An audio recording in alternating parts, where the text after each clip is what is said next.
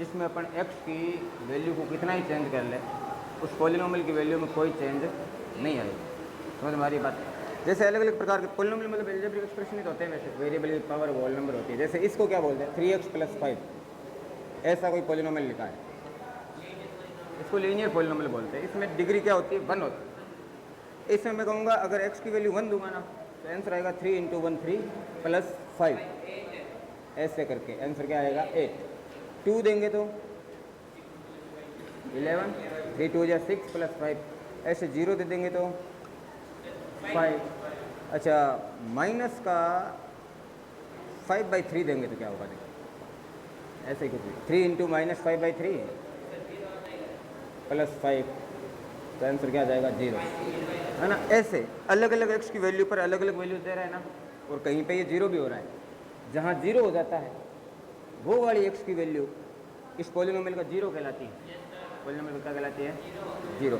तो इस पॉलिनोमियल का 0 क्या होगा, तो हम कहेंगे इसका 0 होगा p 0 क्या होगा x बराबर, x की जगह आपने क्या रखा -5/3, तभी तो 0 मिला। कितने 0 होंगे, एक ही 0। इसके अलावा ऐसा कोई वैल्यू नहीं है x की जगह जो यहाँ पे इसको 0 किसको बोलते हैं, 0 जो पॉलिनोमियल का मतलब होता है x की या वेरिएबल की वो वैल्यूज जहाँ पर पॉलिनोमियल क्या हो जाए 0 हो जाए। समझ में आ रही है बात। x - 3 लिखा है, x - 3, इसके 0 ये 0 कब मिलेगा, जब आप x की जगह +3 रखोगे, 3 रखोगे, इसका x बराबर क्या हो जाएगा 3, 0, एक 0 होगा। ये होता है लीनियर पॉलिनोमियल। इसकी बात अभी बाद में करेंगे अपने। इसके लीनियर पॉलिनोमियल में या फिर कोई भी पॉलिनोमियल में मैं ये आपको एग्जांपल इसलिए दे रहा था कि ताकि ये समझ पाओ कि अपन जैसे जैसे x की वैल्यू चेंज करते हैं आपका आंसर भी चेंज होता है ना। पॉलिनोमियल होता है नॉर्मली x² + 2 होगा तो भी ऐसे ही होगा, लेकिन कांस्टेंट पॉलिनोमियल ऐसा पॉलिनोमियल होता है जिसमें आप x की वैल्यू चाहे कुछ भी रख दो आपका आंसर सेम ही रहेगा, इसलिए उसको कांस्टेंट पॉलिनोमियल कहते हैं। कांस्टेंट का मतलब क्या है, अचर। अचर हिंदी में कहते हैं, अचर मतलब जो बदलता नहीं है। समझ हमारी बात, फिक्स है कहने का मतलब। जैसे px = 7 का एग्जाम्पल लेते हैं, कुछ भी हो सकता है, कोई भी नंबर लिखा हुआ है, तो ये कांस्टेंट पॉलिनोमियल है, ये बदलेगा नहीं, ये 7 ही रहेगा। आप x की जगह 1 लिखोगे तो भी क्या रहेगा 7, क्योंकि x सही नहीं ना इसमें। x की जगह 2 लिखोगे तो भी क्या रहेगा, x की जगह 7 लिखोगे तो भी क्या रहेगा 7, और x की जगह 100 लिखोगे तो भी क्या रहेगा 7 रहेगा। क्या ये बात समझ पा रहे हो, या कोई दिक्कत है, नहीं है। इसको कांस्टेंट पॉलिनोमियल कहते हैं। ये बात क्लियर है क्या। अब मैं ये कह रहा हूँ जब ये बदलता ही नहीं है, तो जब भी अगर 7 है तो ये 7 ही रहेगा। इसको 0 बना सकते हैं क्या, x की जगह ये कह रहा कुछ भी लिख दो 7 ही रहना है, तो फिर जैसे x की किसी न किसी वैल्यू पर पॉलिनोमियल 0 होता है उसको अपन 0 जो पॉलिनोमियल कहते हैं, तो ये तो कभी भी 0 नहीं होगा, कभी 0 नहीं होगा, मतलब इसके 0 होंगे ही नहीं। 0 जो constant polynomial, number of 0 of constant polynomial question आता है तो आप क्या बोलोगे 0 होंगे ही नहीं ना। का क्वेश्चन आएगा कि कांस्टेंट पॉलिनोमियल के कितने 0 होते हैं, हिंदी में बोलते हैं अचर बहुपद के कितने शून्यक होते हैं, इंग्लिश में क्या बोलते हैं नंबर ऑफ 0 जब कांस्टेंट पॉलिनोमियल। तो आपका आंसर क्या रहेगा 0, कोई शून्यक नहीं होता है, कोई 0 नहीं होता है। ये बात क्लियर है क्या। अब हम थोड़ी सी इनकी तुलना करते हैं। ये लीनियर है, लीनियर के कितने होते हैं 1, और कांस्टेंट के कितने होते हैं 0। अगर इनकी कंपैरिजन करें अपन ग्राफ वाइज देखें तो इसकी ग्राफ लीनियर इसीलिए बोलते हैं क्योंकि इसकी ग्राफ बनाने पर अपन को एक लाइन मिलती है। क्या मिलती है, लाइन। उस लाइन का हर एक पॉइंट उसका सोल्यूशन होता है। लाइन तो इसकी भी मिलेगी, इसकी लाइन है ना वो ऐसी मिलती है, ऐसी ऐसी ऐसी, या फिर समझ रहे हो ना, जो एक्स एक्स को एक जगह टच करती है ऐसी भी मिल सकती है। एक्स एक्स को कितनी जगह टच करती है, एक जगह। एक्स एक्स को एक जगह टच करने का मतलब है इसके जीरोज कितने होते हैं, एक। किसका, लीनियर पॉलिनोमियल।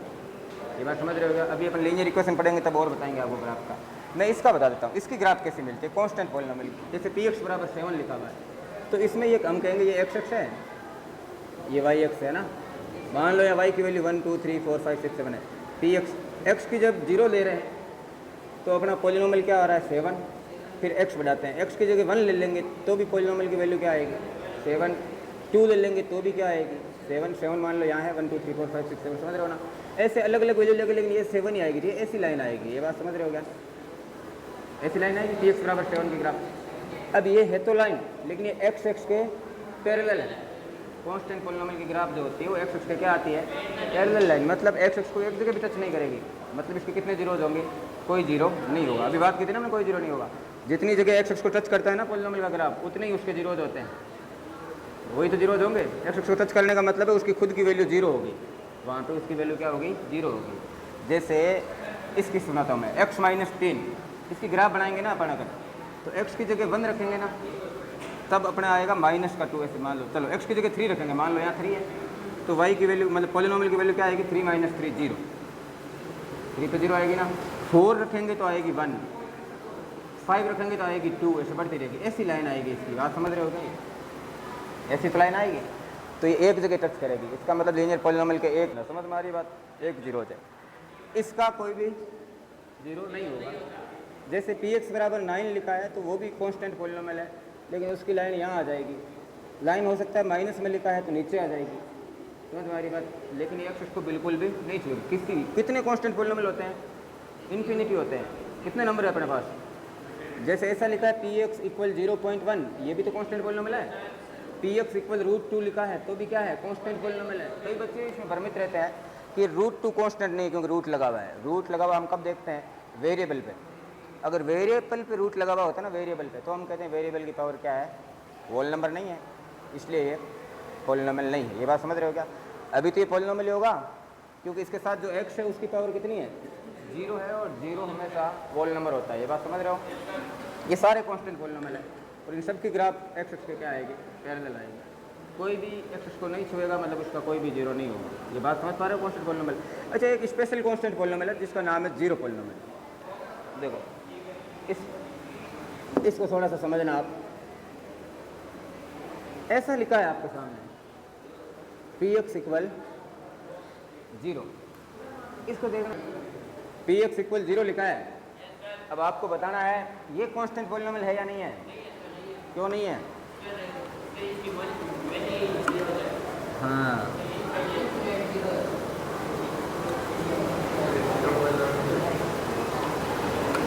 अब देखो मैं जीरो पॉलिनोमियल है। क्वेश्चन ये है, is this a polynomial.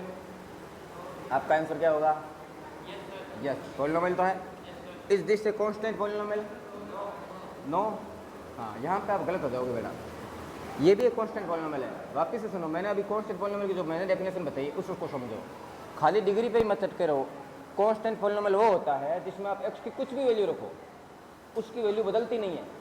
Constant क्यों कहते हैं इसको, अचर का मतलब बदलता नहीं ना। अब इसमें आप x की जगह 1 रखोगे तो आंसर क्या आएगा, 2 रखोगे तो, 3 रखोगे तो, 100 रखोगे तो, कुछ भी रखोगे तो, क्या ये बदला है, ये नहीं बदला है। तो कौन सा पॉलिनोमियल है, कांस्टेंट पॉलिनोमियल है। ये बिल्कुल कांस्टेंट पॉलिनोमियल है, थोड़ा सा उससे डिफरेंट है, इसलिए इसका स्पेशल टाइप का है, समझ लो ना। बाकी सभी कांस्टेंट पॉलिनोमियल इन्फिनिटी होते हैं ना, उन सबको अपन बोल देंगे अलग से नॉन जीरो कांस्टेंट पॉलिनोमियल। समझ हमारी कांस्टेंट पॉलिनोमियल की डिग्री क्या होती है, 0 होती है। ये बिल्कुल सही बात है, लेकिन यहाँ पे फिर भी ये गलत हो रही है, क्योंकि इसकी डिग्री 0 होना जरूरी थोड़ी है। x की पावर 0 लिखो, x की पावर 1 लिखो, x की पावर 2 लिखो, ये सारी चीज़ें सेम ही है। 3 लिखो, 300 लिखो, 0 ही रहेगा ये तो। इसकी डिग्री 0 होना जरूरी नहीं है। इसकी डिग्री क्या होगी, फिर कुछ भी हो सकती है, कुछ भी हो सकती है, मतलब हम डिफाइन नहीं कर सकते, नॉट डिफाइंड है।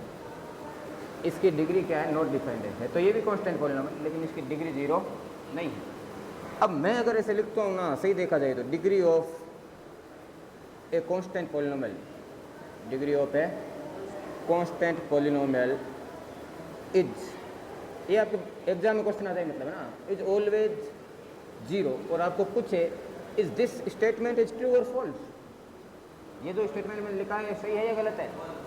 ये रामदेव क्या लग रहा है, ये स्टेटमेंट सही लग रहा है, गलत लग रहा है। Degree of A constant polynomial is always 0, ये सही नहीं है, ये गलत है। हमेशा 0 नहीं होती। अभी बताया ना, यहाँ पे, यहाँ तो 0 नहीं, ये भी तो कांस्टेंट है। इस बात को दिमाग में बिठाओ, आप वापस सुन के दे रहे हो।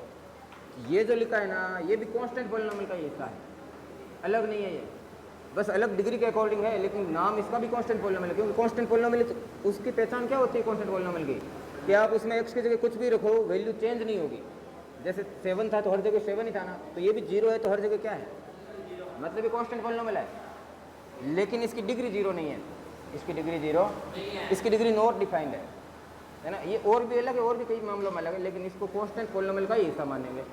ये क्या कहलाएगा स्टेटमेंट? फॉल्स कहलाएगा, क्योंकि जीरो पॉलिनोमियल भी क्या होता है? कांस्टेंट पॉलिनोमियल ही होता है। समझ में आ रही बात या नहीं आ रही? आ रही है ना? हाँ, कांस्टेंट पॉलिनोमियल का टाइप समझ लो। ये कांस्टेंट पॉलिनोमियल का टाइप, जैसे अपन कहते हैं रेक्टेंगल है, क्या है? रेक्टेंगल। अब स्क्वायर जो होते हैं ना, स्क्वायर वो भी तो रेक्टेंगल ही है, वो भी रेक्टेंगल ही है। सारी रेक्टेंगल तो स्क्वायर नहीं होती, लेकिन स्क्वायर तो रेक्टेंगल होते हैं ना।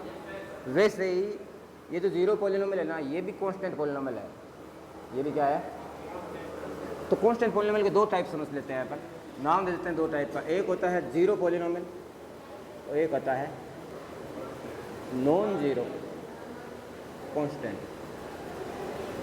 ऐसा समझ लो, कांस्टेंट डिग्री जो जीरो होती है ना, वो इसकी होती है।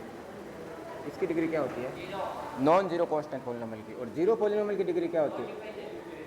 डिग्री नॉट डिफाइंड होती है। ये बात समझ रहे हो क्या? जीरो पॉलिनोमियल की डिग्री नॉट डिफाइंड होती है। नॉन जीरो कांस्टेंट पॉलिनोमियल में कौन सारे नंबर आएंगे? सारे, बस जीरो को छोड़ के। इसमें एक ही नंबर आएगा, जीरो। ये जो है px बराबर जीरो, ये जीरो पॉलिनोमियल कहलाएगा। और बाकी सारे नंबर कुछ भी लिखा है, px बराबर 7 लिखा है, 7.5 लिखा है, ये सारे क्या कहलाएंगे? Non zero constant polynomial. समझ हमारी बात? ये सारे क्या है? कांस्टेंट पॉलिनोमियल है। तो ये सभी हमेशा जीरो नहीं होती है ना, ये फॉल्स है। अच्छा, अब थोड़ी सी अपन आगे और बात करते हैं। ग्राफ अभी समझ में आया तुम्हारे? कांस्टेंट पॉलिनोमियल का ग्राफ क्या होता है? एक्स एक्स के पैरेलल होता है। कांस्टेंट पॉलिनोमियल का ग्राफ कैसा होता है? एक्स एक्स के पैरेलल होता है। पैरेलल मतलब एक्स एक्स को कभी नहीं छूता, कभी नहीं छूता, तो उसका कोई जीरो नहीं होता। इतने इन्फिनिटी कांस्टेंट है, उनमें से किसी का भी कोई जीरो नहीं है। लेकिन अब इसका देखते हैं, ये भी कांस्टेंट पॉलिनोमियल है। तो ये एक्स एक्स है और ये वाई एक्सिस है। अब आप x जब जीरो डालोगे इसमें, px बराबर जीरो में, x की जगह जीरो लोगे तो आंसर क्या आएगा? जीरो। 1 लोगे तो भी क्या आएगा? जीरो। तो x की जगह जीरो पर जीरो, 1 लोगे तो भी जीरो। तो यही है ना x एक्स पर, इस लाइन पर जो है y की वैल्यू जीरो होती है, पता है ना? 2 लोगे तो भी जीरो, ऐसे पॉइंट आएंगे, कुछ भी लोगे जीरो आएगा, मतलब ये लाइन आएगी ना। इतनी देर x के पैरेलल आ रहे थे, x के पैरेलल में या तो ऊपर या नीचे, मतलब x को छू नहीं रहे थे। अब देखो, रूल तो नहीं टूट रहा है ना, डायरेक्शन तो वही है, लेकिन इसके ऊपर आ गया, यानी इसका हर पॉइंट इसका सॉल्यूशन होगा। ओवरलैप कर रहा है एक्स को। अब एक्स को जितनी बार छूता है उतने जीरोज होते हैं। तो ये वाला पॉलिनोमियल एक्स को कितनी बार छुएगा? इन्फिनिटी बार तो छुआ ही रहेगा। समझ रहे हो क्या? कोइंसिडेंट लाइन होगी कहने का मतलब। तो इन्फिनिटी सॉल्यूशन होंगे ना। ऐसी कंडीशन में अपन क्या कहेंगे? जीरो पॉलिनोमियल के जीरोज कितने होते हैं? Infinity many. ऐसा लगता है जैसे सारे कांस्टेंट पॉलिनोमियल के पास एक भी नहीं है, उन सब के जीरोज इसके पास आ गए ना। ऐसा लगता है इसने ले लिया पहले, वो टोटल मिला के तो बहुत जीरोज हो गए फिर इसके पास, है ना। ये समझना है, जीरो पॉलिनोमियल के जीरोज कितने होते हैं? इन्फिनिटी मैनी होते हैं, और जिसकी डिग्री क्या होती है? नॉट डिफाइंड होती है। समझ रहे हो? ये कांस्टेंट पॉलिनोमियल का ही टाइप है। ऐसा नहीं कह सकते कि जीरो पॉलिनोमियल कांस्टेंट नहीं होता, ऐसा नहीं कह सकते। समझ में आ रही बात? होता है, लेकिन ये ऐसे अलग है। क्या ये बात क्लियर है? इसके जीरोज मैं कहूँ px बराबर जीरो लिखा है, और ऐसे लिख देता हूँ x बराबर 2.5 is a zero of this polynomial. क्या ये सही है? ये जो लिखा हुआ है बिल्कुल सही है। ये कह रहा है x बराबर 2.5 इसका जीरो है। जीरो निकालना आता है ना अपन को, लेकिन इसकी जगह तो x की जगह कुछ भी लिख दो, जीरो ही होगा, है ना। तो ये भी इसका जीरो है, और भी इसके करोड़ों जीरो है, इन्फिनिटी जीरो कहने का मतलब। लेकिन ये गलत तो नहीं है ना, तो ये ट्रू कहलाएगा। ये बात समझ रहे होगे? कोई दिक्कत? प्रीतम समझ गया? समझ रहा है? तो ये बता, x बराबर 7 is a zero of this polynomial, of zero polynomial, ऐसा लिख देता हूँ। क्या ये सही है? बिल्कुल सही है। सिंपल सी बात है ना। ये तो कुछ भी लिखा हो x की जगह, ये इसका जीरो ही कहलाएगा, क्योंकि इसके इन्फिनिटी मैनी जीरो होते हैं, सारे कॉन्स्टेंट। जीरो भी इसका जीरो है। हाँ, इतनी बातें कहिए रह गया आपके। तो इसमें से कुछ भी क्वेश्चन बने कर सकते हो ना। ये तो मैं ऐसे ग्राफ से समझा रहा हूँ आपको, बाकी क्वेश्चन ऐसे ही बनते हैं। जीरो पॉलिनोमियल की डिग्री क्या होती है? तो नॉट डिफाइंड। कांस्टेंट पॉलिनोमियल की डिग्री क्या होती है? तो कांस्टेंट पॉलिनोमियल का मतलब जीरो भी हो सकती है, नॉट डिफाइंड भी हो सकती है। नॉन जीरो कांस्टेंट पॉलिनोमियल की डिग्री क्या होती है? जीरो होती है। नॉन जीरो कांस्टेंट पॉलिनोमियल के सॉल्यूशन मतलब जीरोज कितने होते हैं? नॉन जीरो कांस्टेंट पॉलिनोमियल के जीरोज कितने होते हैं? एक भी नहीं होता है ना, जीरो होते हैं सॉल्यूशन। और इसके जीरो कांस्टेंट के जीरो के इन्फिनिटी होते हैं। यही तो बात है, ये बातें ध्यान रखनी है। लीनियर पॉलिनोमियल के जीरोज कितने होते हैं? 1। लीनियर पॉलिनोमियल के जीरोज कितने होते हैं? 1। इनमें से कोई भी क्वेश्चन आ सकता है, कहने का मतलब ये। अच्छा, क्वाड्रेटिक पॉलिनोमियल के जीरोज कितने होंगे? एटमोस्ट 2। अब यहाँ ध्यान रखना है, क्वाड्रेटिक पॉलिनोमियल, थोड़ी सी इसकी बात कर लेते हैं ना, ताकि आपके दिमाग में बैठ जाए जीरोज एटमोस्ट 2 क्यों हो गए। लीनियर पॉलिनोमियल का मैंने अभी बता दिया था, ग्राफ ऐसा आता है, ऐसा मतलब ऐसा भी आ सकता है, ऐसा भी आ सकता है। समझ हमारी बात? एक्स को एक जगह छुएगा, ये कन्फर्म है, इसमें कोई शक की बात नहीं है। एग्जैक्ट एक ही जीरो होगा इसका, ना एक से ज़्यादा ना एक से कम। बाकी सभी जीरो है, बाकी सभी पॉलिनोमियल के लिए ध्यान से सुनना है। जैसे क्वाड्रेटिक पॉलिनोमियल की आपने पढ़ रखा है, इसलिए मैं ज़्यादा बात नहीं करूँगा। डिग्री क्या होती है? 2। बताओ फटाफट से, जनरल फॉर्म क्या होता है? C x square plus B x plus C. यहाँ ए बी सी कॉन्स्टेंट होते हैं, but A is not equal 0। ये जरूरी होता है लिखना, जनरल फॉर्म पूछ ले तो, क्योंकि अगर ए 0 हो गया तो ये गायब होके डिग्री इसकी 1 हो गई, मतलब ये लीनियर पॉलिनोमियल कहलाएगा। क्या कहलाएगा? क्वाड्रेटिक नहीं कहलाएगा ना बाद में। हाँ, अभी बी 0 होगा तो कोई दिक्कत नहीं है, सी 0 हो जाए तो भी कोई दिक्कत नहीं है, दोनों 0 हो जाए तो भी दिक्कत नहीं है। ये होना जरूरी है, एक्स स्क्वायर दिखना जरूरी है, बस। ये क्वाड्रेटिक पॉलिनोमियल होता है, ये बात समझ रहे हो। इसकी डिग्री 2 डिग्री है, हाईएस्ट पावर को 2 डिग्री कहते हैं। तो नंबर ऑफ जीरोज में हम क्या कहेंगे? एटमोस्ट 2 अगर कोई अपन लिख दे 2 जीरोज होते हैं तो बिल्कुल ये गलत है। जरूरी नहीं है कि ये सही हो, 2 जीरोज नहीं होते हैं ना। सही होने का कोई भी चीज़ अपन ऐसा नहीं कह सकते भाई ये सही है ना सर, यहाँ तो सही है। कोई भी चीज़, कोई स्टेटमेंट ट्रू कब कहलाता है? जब वो हमेशा ट्रू हो। जब वो एक भी जगह गलत हो रहा है ना, फिर वो स्टेटमेंट ट्रू नहीं कहलाता है। ये बात समझ रहे हो क्या? तो जैसे नंबर ऑफ जीरोज की बात करें तो एटमोस्ट 2 होते हैं ना, 2 हो सकते हैं, 2 से कम हो सकते हैं, लेकिन 2 से ज़्यादा नहीं हो सकते। इसका मतलब ये है। अब इसको समझो कैसे। इसका अगर ग्राफ देखें, ग्राफ की बात करें, नॉर्मल सा ग्राफ देख लेते हैं पहले अपन। y इक्वल एक्स स्क्वायर वाला ना, मतलब कोई पॉलिनोमियल है एक्स स्क्वायर वाला, ऐसे देख लो। एक्स स्क्वायर मतलब उसमें आप कुछ भी दो, ऐसा ग्राफ मिलेगा। देखो 0 पर तो 0 ही मिलेगा, 1 पे 1, 2 पे 4, 1 पे 1 मिलेगा। 2 पे अगर 2 मिलता ना तो ये लाइन जैसा जाता, 2 पे 2, 3 पे 3 है ना, लेकिन 2 पे क्या मिल जाएगा? 4, मतलब ज़्यादा बढ़ रहा है। 1 पे 1 है, 2 पे 4 है, ऐसे बढ़ता जाएगा, ज़्यादा बढ़ रहा है। समझ पा रही है? 2 पे 2, 2 पे 4, 3 पे 9, ऐसे समझ लो, लगभग ऐसा ग्राफ है ना। और -1 पे भी यही वैल्यू मिलेगी जो प्लस पे मिल रही है। -1 पे +1, -2 पे +4, -3 पे +9, ऐसा कोई ग्राफ मिलेगा। इसको बोलते हैं पैराबोला। पैराबोला मैं लिख देता हूँ, पैराबोला। क्या हुआ, मुस्कुरा के तरह है? ये किसी भाषा का वर्ड है, कौन सी भाषा का उसको छोड़ो। उसमें अर्थ होता है इसका, बोला मतलब होता है बोल, है ना, और पैरा का अर्थ होता है फेंकना, है ना। बोल को फेंकने पर जो पाथ मिलता है हमें, जिस पाथ को वो फॉलो करती है, प्रोजेक्टाइल मोशन वाला ना, उसको पैराबोला कहते हैं। जैसे बॉल को यहाँ से फेंका तो ऐसे जाएगी ना, ऐसे पहले ऊपर जाएगी फिर नीचे आएगी। तो ये और ये सेम ही है, ऐसा भी मिल सकता है ना। अभी मैं बताऊंगा आपको अपवर्ड और डाउनवर्ड क्या होता है ना। इसको बोलेंगे अपवर्ड डाउन पैराबोला। अपवर्ड मतलब ऊपर की ओर मुँह खुला है, डाउनवर्ड मतलब नीचे की ओर खुला है। अब बताओ, एक्स स्क्वायर वाला आपने ग्राफ देखा है, चलो इसको ना, एक्स स्क्वायर का ग्राफ देखा है, ये 0 पर 0 हो रहा है। एक्स इसको कितनी जगह छू रहा है? एक जगह छू रहा है। जितनी जगह छूता है उतने ही तो होते हैं जीरोज। तो इसके कितने जीरोज होंगे? एक ही 0 होगा।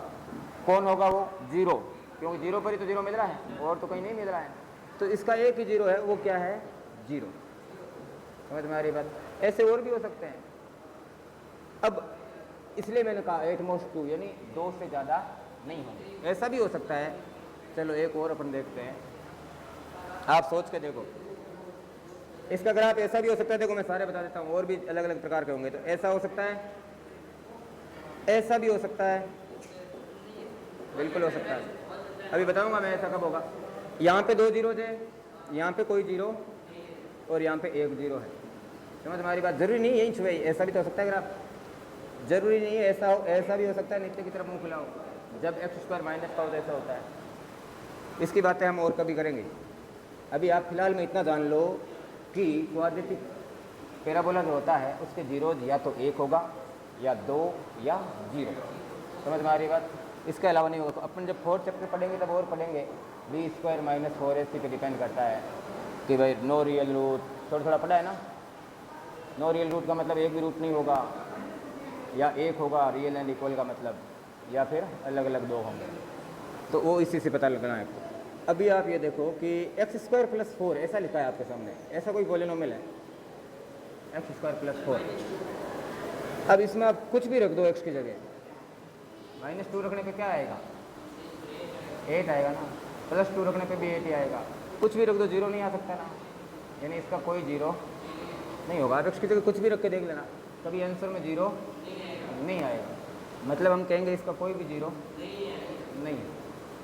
इसके जीरो कितने होंगे फिर जीरो। इसका ग्राफ बनाएंगे ना तो अपन देखो एक्स की जगह जब जीरो रखेंगे तो वाई की जगह 4 आएगा, तो ये ऐसे बनेगा, ऐसे ऊपर जाएगा यहाँ से, है ना। ये 0,4 से शुरू होगा, इससे कम कभी आएगा ही नहीं आंसर।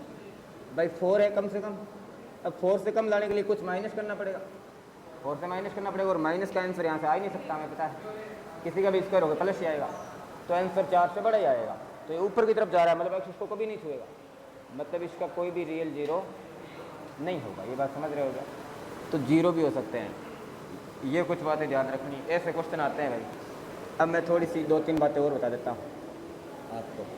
ऐसा क्वेश्चन आ जाए देखो कि ना आप बताओ इसका जीरो क्या हो, मतलब इसकी इक्वेशन क्या हो। ऐसा आपको ग्राफ दे दे, ऐसा मान लो एक जगह छू रहा है, क्या हो रहा है, और ऐसे बोल दे 3,0 पर को टच कर रहा है।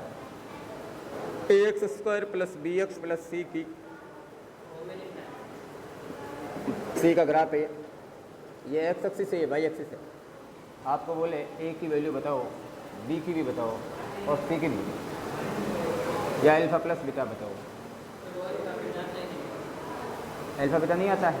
अल्फा बीटा क्या होता है, 2 जीरोज होते हैं, एक का नाम अल्फा और एक का नाम बीटा। बिल्कुल सही बात है।